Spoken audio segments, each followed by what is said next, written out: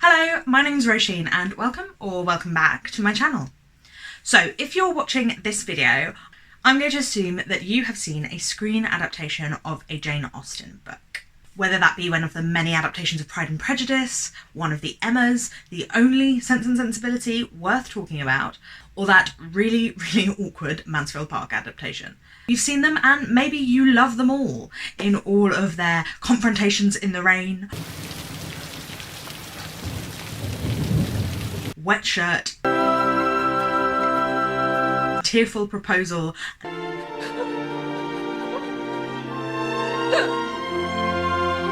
nose-bleeding glory. Emma. I love them too.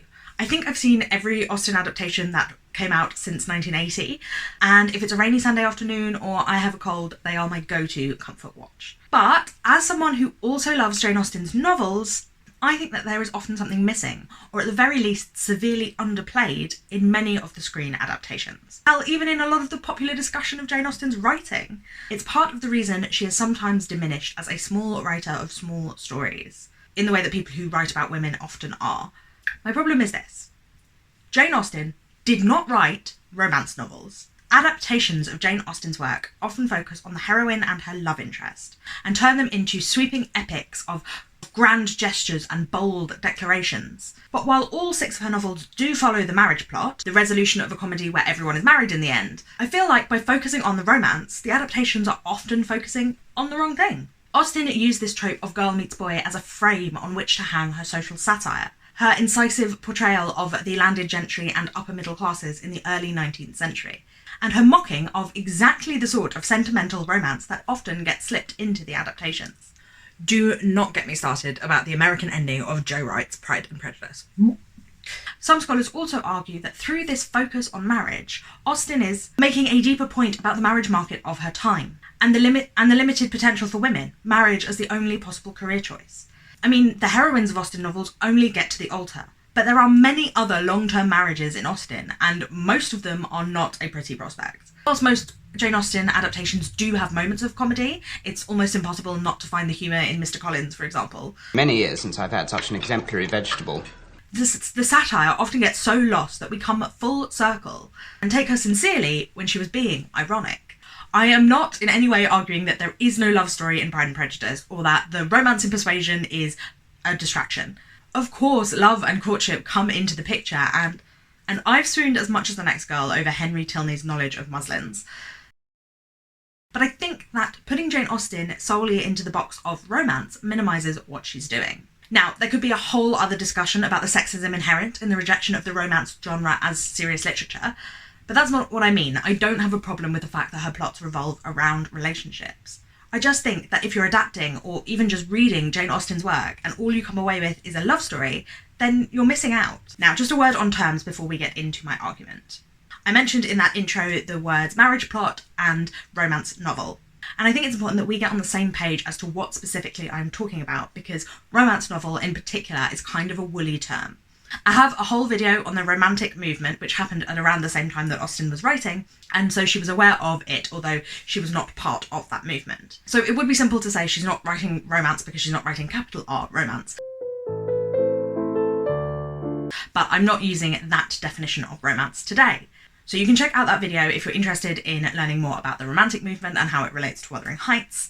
But for today, I'm just using the more common understanding of the term romance. According to the romance writers of America, a romance must revolve about the two people as they are developing romantic love for each other and work to build a relationship. Both the conflict and the climax of the novel should be developing a romantic relationship, although the novel can also contain subplots that do not specifically relate to the main character's romantic love. Furthermore, a romance novel must have an emotionally satisfying and optimistic ending. On the face of it, perhaps we could say that Jane Austen, by this definition, is writing romance, as her plots do start girl meets boy and end with a marriage. But I think that what I'm trying to argue here is that for a romance novel, the relationship between the man and the woman, usually, although increasingly two people of any gender or orientation, is the core of the novel. And I'm just not sure that is true of Jane Austen. It might be the core of the plot, but is that what the books are really about? The marriage plot is the other piece of jargon I've talked about, and is a trope that is much older than the romance novel. It's older than the modern novel altogether, actually. and we can see its origins in 16th and 17th century theatre. Very simply, it is a plot which centres exclusively on the courtship rituals between a man and a woman and the obstacles which face the potential couple on the road to the altar. Of course, by this definition, marriage plots and romance novels are not mutually exclusive, and many romance novels do follow the marriage plot, but marriage plots can exist outside of romance novels. For example, they are common in French farce or in comedic opera, forms where the romance is far less important than the comedy, and the marriage plot is used to discuss other ideas or just make people laugh. While obviously the romance is more important in Jane Austen than in the other forms that I've mentioned, the tradition in which she is writing is the marriage plot. As I mentioned in my video on Shakespeare, which I will leave in the cards above, the use of tropes that are super common is a really great way to create comedy, and also to explore ideas through subversion. When a reader comes to a book or a play with a certain expectation, even a slight diversion from the trope can alter the reception of and the meaning behind a particular work. The line that I'm drawing here, and where I think some adaptations miss the mark, is between courtship as the setting for social satire and the sentimental romantic novel or film. It's a distinction that Austen herself drew. I could not sit down to write a serious romance under any other motivation than to save my life, and if it were indispensable for me to keep it up and never relax into laughing at myself or other people, I'm sure I should be hung before I had finished the first chapter. The Austen book which most highlights in my mind this line between sentimental romance and comedy of manners is Sense and Sensibility. Emma Thompson and Ang Lee's 1996 adaptation of Sense and Sensibility is one of the most widely acclaimed. It won an Oscar for Best Adapted Screenplay. Lee said when asked to direct the film, "I want to break people's hearts so badly they'll still be recovering from it 2 months later." And whilst there is some comedy in the film, how could there not be? Emma Thompson wrote it. The comedic characters often seem more irritating than ironic. And whilst it's beautiful, it's one of my favourites. It seems odd to take the approach of breaking hearts in an adaptation of a novel that satirises exactly this kind of mawkish sentimentality. In Sense and Sensibility, Austen was combining the social satire that happens throughout her novels with an effort to parody the novels of her day. In the same way she was mocking the Gothic novel when she wrote Northanger Abbey, when writing Sense and Sensibility, she was mocking what was known in her day as the sentimental novel or the novel of sensibility. The novel of sensibility was an 18th century literary genre which celebrates the emotional and intellectual concepts of sentiment, sentimentalism, and sensibility. These novels relied on emotional response both from their readers and characters. They featured scenes of distress and tenderness, and the plot is arranged to advance both emotions and actions. The result is a valorization of fine feelings, displaying the characters as a model for refined, sensitive, and emotional effect. The ability to display feelings was thought to show character and experience, and to shape social life and relations. From this description, we can see that this is the type of art favoured by one of our main characters, Marianne. She would buy up every copy, I believe, to prevent their falling into unworthy hands, and she would have every book that tells her how to admire an old, twisted tree. A wink and a nod here perhaps to the fact that Marianne believes herself to be a true original, but she is really following the book and playing to type.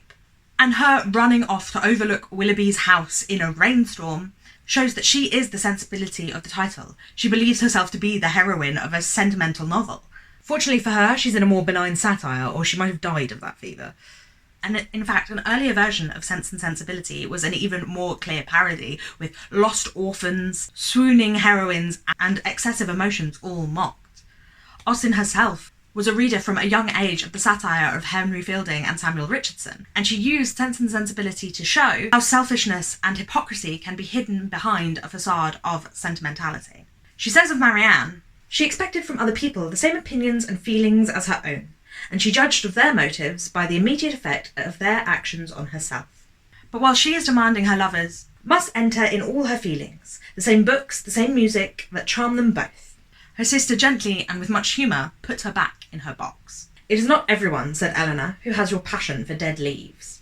If we consider the plot even, Marianne is full of passion and following her whims, until she is led to near disaster by her choosing of Willoughby, who, although he quotes Shakespeare and professes the same passions as Marianne, ends up following the money. She then becomes a far more passive creature and a reward to Colonel Brandon. Instead of falling a sacrifice to an irresistible passion, as once she had fondly flattered herself with expecting, she found herself at 19 submitting to new attachments, entering on new duties, placed in a new home, a wife, the mistress of a family, and the patroness of a village. Colonel Brandon was now as happy as all those who best loved him believed he deserved to be. In Marianne, he was consoled for every past affliction. Marianne could never love by halves, and her whole heart became, in time, as much devoted to her husband as it had once been to Willoughby. Alongside the more obvious parodies that are Sense and Sensibility and Northanger Abbey, Austen was also famous for writing comedy of manners or social satire. Comedy of manners is a comedy, obviously, concerned with relationships between men and women in higher class society, where the comedy comes from violations of social conventions and decorum, and from the wit of the dialogue. Mr. Collins introducing himself to Mr. Darcy is therefore comedic because he is breaking down the social conventions, or when he says the quiet parts out loud in regard to complimenting women. Though I sometimes amuse myself with suggesting and arranging little element compliments as may be adapted to ordinary occasions, I always wish to give them as unstudied an air as possible. Social satire is often used within comedy of manners, but it is not exclusive to it. A social satire is a comedy that questions and comments upon the manners and social conventions of a greatly sophisticated, artificial society. The satire of fashion, manners, and outlook of life is realised with stock characters. The clever ploy is secondary to the social commentary thematically presented through witty dialogue. Austen's society works so well for social satire and comedy of manners because it has that artificiality. The rules created to show who is truly in the know, who is truly upper class and who misses the mark. As I said in my video about Mrs. Bennet, the Regency period in which Austen is writing is the early part of the Industrial Revolution and the Age of Empire, allowing for a rising middle class whose money was earned through trade, and could even be more wealthy than those families whose money came from inheritance. Manners were a marker of whether you were classy old money or gauche middle classes, and these two sections of society, the old and the new, rubbing against one another, made for the perfect place to inject satire, to hold up a mirror to the ridiculousness of society. Something Austen does so well. And while the adaptations do include humour, they are romantic comedies after all, because these rules are no longer so strict, and because they are so clearly British, or English more specifically, and the adaptations are for a global audience, the subtlety of the satire is sometimes lost. And the comedy comes, for example, from embarrassing oversized characters such as Mrs. Jennings, or showing the difference in status through a simple slapstick difference in height between Darcy and Collins. Mr. Darcy. Subtlety like this, I think, is hard to portray in film. Irony is one of Austen's most characteristic techniques. She says one thing, but the reality of her plots and characters show that the exact opposite is in fact true, even if the original plain statement is what the characters themselves truly believe. Jan Fergus explains, "The major structural device in Pride and Prejudice is the creation of ironies within the novel's action, which, like parallels and contrasts, challenge the reader's attention and judgment throughout, and in the end also engage feelings." And this is true of all of Austen's novels. She shows us something at face value and then hints at us to guess again, just as Lizzie misreads Darcy and Wickham, Marianne misreads Willoughby, Edmund misreads Mary Crawford, Emma misreads Mr. Knightley, and Catherine Morland completely misreads the situation at Northanger Abbey. Through her characters' foibles, Austen invites us to consider that we have perhaps been misreading her misleadingly simple plots.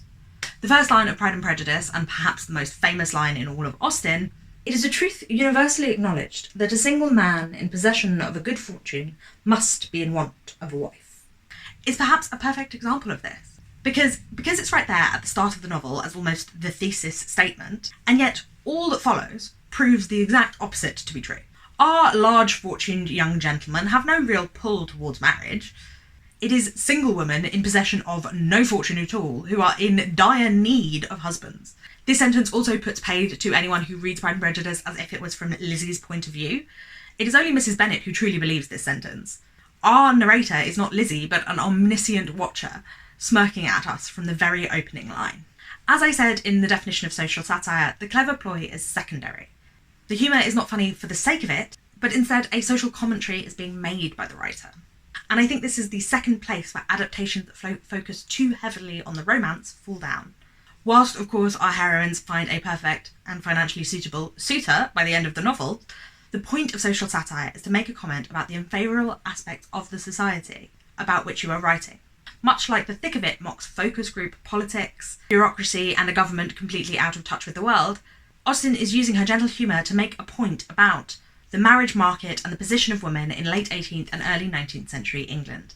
Maybe. There are arguments as to how radical or conservative Jane Austen really is. All of her heroines do end up suitably married at the end, after all. But you can't have satire without social criticism. So while perhaps she is conservative by a modern day perspective, she wasn't benignly replicating the marriage situation of the day and the romances of her contemporary sentimental writers. Austen's characters and her narrator often liken marriage to a business. Of Mrs. Bennet, The business of her life was to get her daughters married. and Mary Crawford calls it A manoeuvring business. both of these characters are unsuccessful in their own marriages or pursuit thereof, so perhaps we cannot trust their opinions, but the harsh reality of the economic value of young women preoccupies much of the novels. And many of Austen's heroines, from Jane and Lizzie to Eleanor and Marianne and Catherine Morland, are all touched by the scary reality of what not marrying could lead to. Darcy, for example, Soon drew the attention of the room for his fine, tall person, handsome features, noble mien, and the report which was in general circulation within 5 minutes of his entrance of his having 10,000 a year. and this last is a humorous reference to the fact that perhaps his handsome features would mean little without the monetary incitement to consider him as a potential suitor. When someone calls a man eligible, they mean rich. This tension between marriage for love and marrying for financial security are exemplified in Pride and Prejudice by the three characters of Lizzie, Lydia, and Charlotte, when all are laid alongside each other Goldilocks style to expose the fundamental discrepancy in her society between its avowed ideology of love and its implicit economic motivation. While our heroines get proposals, often off-page, or a paragraph of happily ever after, Austen humorously juxtaposes these with real examples of marriages, the humour of which comes from the fact that most of them are unhappy. This leads us to question, or at least points to the irony of the supposedly happy ending of the marriage plot. The first marriage we are introduced to in Pride and Prejudice is that of Mr. and Mrs. Bennet,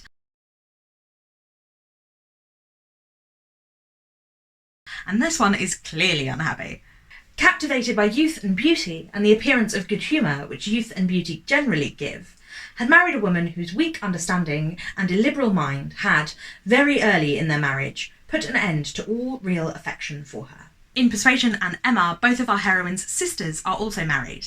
Both these marriages have the appearance of being a prudent match, but all is not quite as it seems, and both of these couples spend most of the novels arguing, our narrator giving a satirical nod to the actual prudence of the match. Isabella Knightley Might have been a model of feminine happiness, and the Musgroves, might pass for a happy couple, but in the end are screaming at each other about a broken child's collarbone ruining a dinner rather than tending for their son. And at the very extreme, we have General and Mrs. Tilney. Mrs. Tilney is dead at the beginning of the novel, so we don't see anything on the page.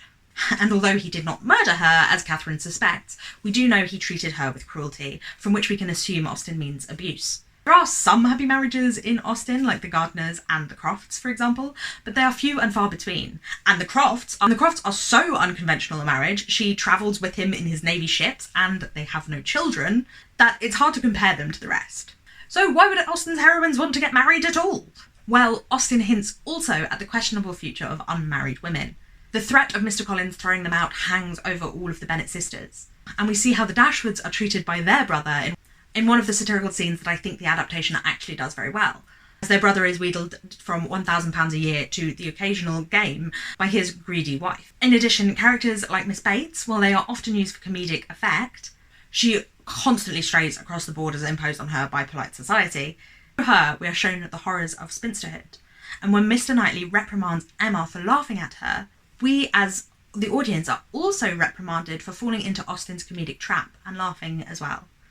And the fear of becoming a governess leads to it being discussed in hushed tones when it comes to Jane Fairfax. So while Charlotte Lucas may be right and happiness in marriage may be simply a matter of chance, the other options are treated with a humour that does not quite mask their potential horror. All this is to say that Jane Austen's work is satire because it hides a sharper point. Not only is she excellent at building characters whose bumbles across social lines create a perfect comedy of manners, but that humour gently elucidates the reader to the horror behind the fluffy romantic plots. Yes, we want our heroine to get her man, but not just because they love each other, but because it is her best hope for financial security. And even then, as Mrs. Dashwood shows, we cannot be promised happily ever after. And in this video, I haven't even had the space to mention her satire of social classes.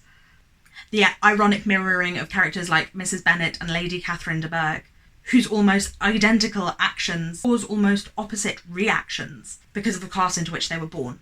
There is so much richness in an Austen novel. Adaptations like the 2005 Pride and Prejudice, while they have Darcy walking through the mist to declare his love, are limited in the portrayal of Austen's irony and the class commentary hidden within Austen, and embrace rather than smirk at the sentimentality. The Bennets also had like 10 servants in the novel, for Christ's sake. Mrs. Bennet was not out here admiring pig's bollocks as they walked through the kitchen. Whilst the 2020 Emma does give us moments of slapstick humour, it spends more time making us feel like we are inside a box of macarons than it does engaging with class and gender dynamics. So whilst I enjoy the warm characters and witty dialogue of Adaptations, I don't think any of them match Austen for her irony. Thank you for watching. I hope you enjoyed this video. It's been a while since I made a video essay, so I hope this one was a good one for you, and I would love to hear your thoughts in the comments down below. If you did enjoy this, I will put up another of my video essays here, which I think you might enjoy, and I will also leave a button here for you to subscribe if you haven't already. I put out new videos twice a week, so I will be back very, very soon. Thank you for watching. Bye bye!